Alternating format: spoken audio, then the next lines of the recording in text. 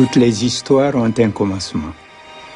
Le début de mon histoire à moi disparaît dans les limbes. Comme toi, comme nous tous, j'ai perdu à jamais le souvenir de ma naissance. Suis-je né le jour où ma mère m'a mis au monde? Ou bien la nuit où mes parents se sont aimés? Et avant cet instant, où était ce qui allait un jour se réunir pour devenir moi? Où était dispersée cette galaxie de 10 milliards, de milliards d'atomes qui allait devenir moi? Dans quelle plante? Quel caillou? Quel animal? Quel visage ont-ils migré avant de se retrouver en moi?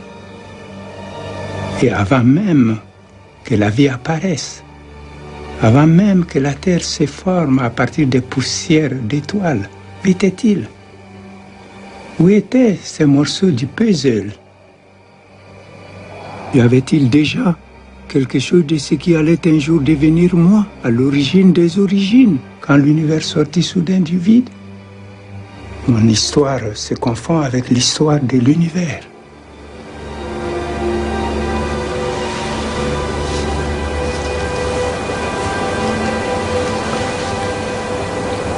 Au commencement des commencements, à l'origine des origines, il n'y avait rien. Je ne peux dire en ce temps-là, car le temps n'existait pas. Je ne peux dire dans ce pays-là, car l'espace n'existait pas. Rien qu'un néant sombre, plus noir qu'une nuit sans lune, plus silencieux qu'une tombe, plus vide que le fond du désert.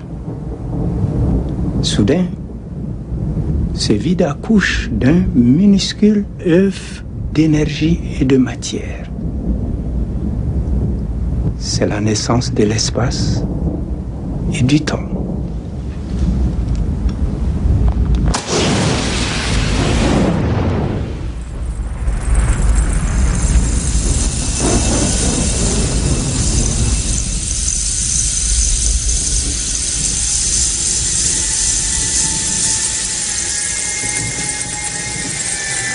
Ce bébé univers se dilate à toute vitesse, enfle comme une gigantesque citrouille. D'abord, la pâte de l'univers est lisse et uniforme, puis apparaissent les premiers grumeaux, de simples nuages de gaz qui deviennent les galaxies. Dans ces galaxies naissent les étoiles, chaudron ardent où se forment tous les atomes dont notre monde est fait. Ces minuscules graines de matière se disséminent comme poussière au vent et ensemencent l'espace. Les atomes qui feront les nuages, les montagnes, les papillons, les tigres, les fleurs et nous-mêmes. Et plus de choses que ma bouche peut dire.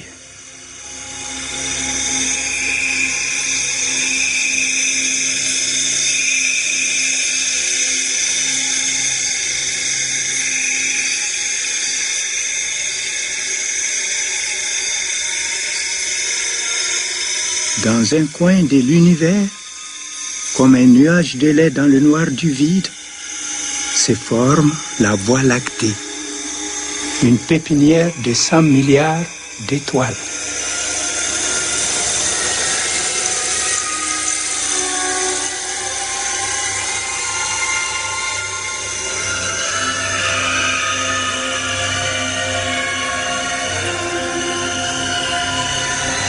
C'est dans une lointaine banlieue de cette galaxie que naît la planète Terre.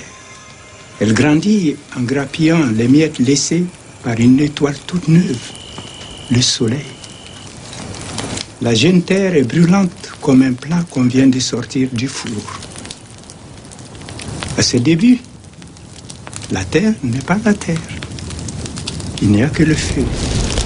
C'est la planète Feu.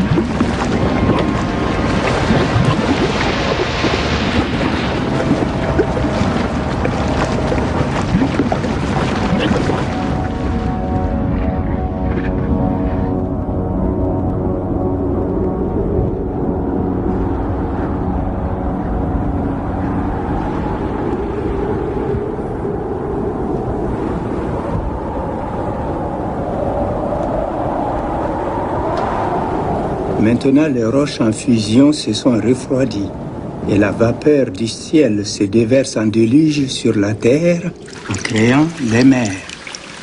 Une pluie continue pendant des milliers d'années. La planète feu devient la planète mer.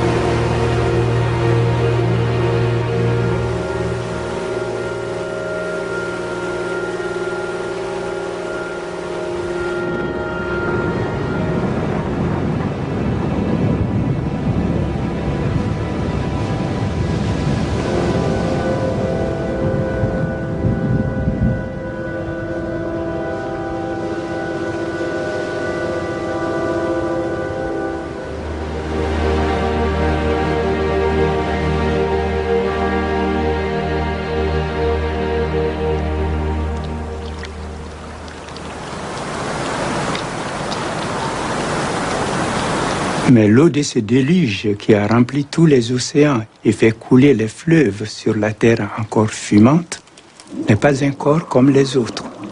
C'est un chaos sans forme, capable de toutes les formes. C'est le lien universel, la source qui permet tous les mélanges, favorise toutes les combinaisons. Grâce à cet élixir, la matière